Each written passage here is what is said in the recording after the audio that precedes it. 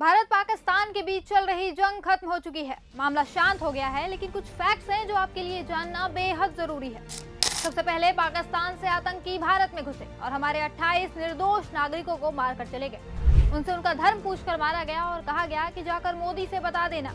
जिसके बाद पीड़ित महिलाएं सामने आईं और चीख कर अपनी आप बीती सुनाई।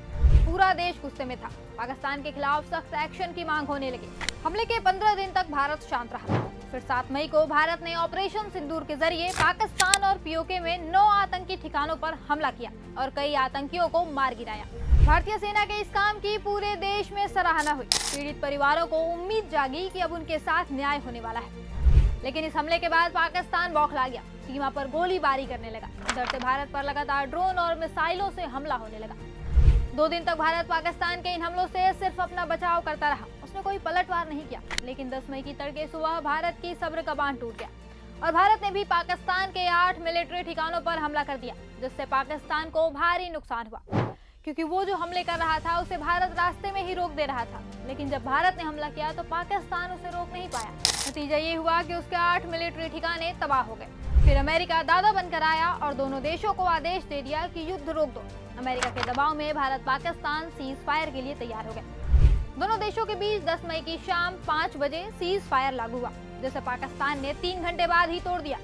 पाकिस्तान ने जम्मू कश्मीर, राजस्थान और पंजाब में 15 जगहों पर ड्रोन अटैक किए, जिसे भारतीय एयर डिफेंस ने नाकाम कर दिया। फिलहाल सीमा पर शांति है। पिछले कई घंटों से कोई गोलीबारी नहीं हुई है, न ही कोई ड्रोन अटैक हुआ है। अब बात करते हैं उन पॉइंट्स पर जहां भारत सरकार कमजोर पड़ गई।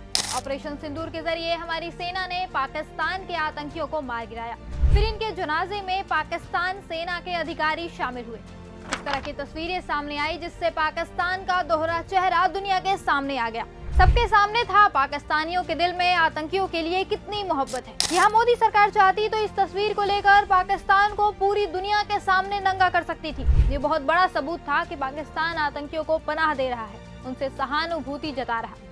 लेकिन यहाँ मोदी सरकार चूक गई। इतने बड़े सबूत को लेकर भी हमारी सरकार पाकिस्तान पर अंतर्राष्ट्रीय दबाव नहीं बना पाई। इतना ही नहीं, पाकिस्तान को इंटरनेशनल मॉनिटरी फंड IMF यानी अंतर्राष्ट्रीय मुद्रा कोष से भी कर्ज मिल गया, ताकि वो आतंकवाद को फंडिंग कर सके। और कर्ज भी छोटा मोटा नहीं। पाकिस्तान को IMF से $1 बिलियन यानी करीब 8,500 करोड़ रुपए का कर्ज मिला। मोदी सरकार यहाँ भी चूक गई। सरकार ने IMF में पाकिस्तान का फंड रोकने के लिए सारी ताकत लगा दी, लेकिन सफल नहीं हो पाई। जो मोदी सरकार एक फोन कॉल से रूस यूक्रेन का युद्ध रुकवा देने का दावा करती है, वो IMF से पाकिस्तान का एक लोन तक नहीं रुकवा पाई।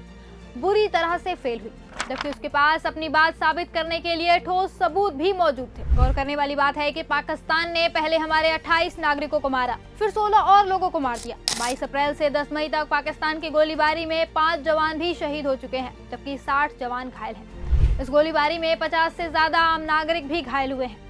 इतना सब होने के बाद अमेरिका ने अपनी दादागिरी दिखाई और हमें सीज फायर का आदेश देकर निकल गया। यहाँ अमेरिका के सामने मोदी सरकार कमजोर पड़ गई। याद कीजिए, ये वही नरेंद्र मोदी हैं जिन्होंने 26/11 हमले के दौरान मनमोहन सिंह सरकार को कमजोर कहकर खूब खरी खोटी सुनाई थी। ये ट्वीट देखिए। ये ट्वीट 26/11 हमले के बाद नरेंद्र मोदी ने किया था। सबूत मांग रहे थे प्राइम मिनिस्टर मनमोहन सिंह की ताकत का। अब आज ये सेम सवाल उन पर भी उठ रहा है। भारत की जनता सबूत मांग रही है 56 इंच के सीने का। अमेरिका के सामने ये सीना सिकुड़ क्यों गया? और सबसे ज्यादा जरूरी बात, जिन आतंकियों ने 200 किलोमीटर अंदर आकर हमारे लोगों को धर्म पूछकर मारा, वो कहाँ है? सरहद के पार हैं या सरहद के अंदर? वो मारे क्यों नहीं गए? आज भारत मोदी सरकार से जवाब मांग रहा है। आज देश अपनी सबसे ताकतवर प्रधानमंत्री इंदिरा गांधी को भी याद कर रहा है, जिन्होंने अमेरिका के दबाव में आकर कभी कोई फैसला नहीं किया। अमेरिका उछलता रह गया और इंदिरा गांधी ने पाकिस्तान के 2 टुकड़े कर दिए। ये उस दौर का भारत था जो किसी भी कीमत पर झुकने को तैयार नहीं था। और एक आज का समय देखिए, मोदी सरकार ने भारत की उस गरिमा को ठेस पहुंचाई है, पाकिस्तान जैसे तुच्छ देश के सामने हार मानकर। अब सवाल तो उठेंगे,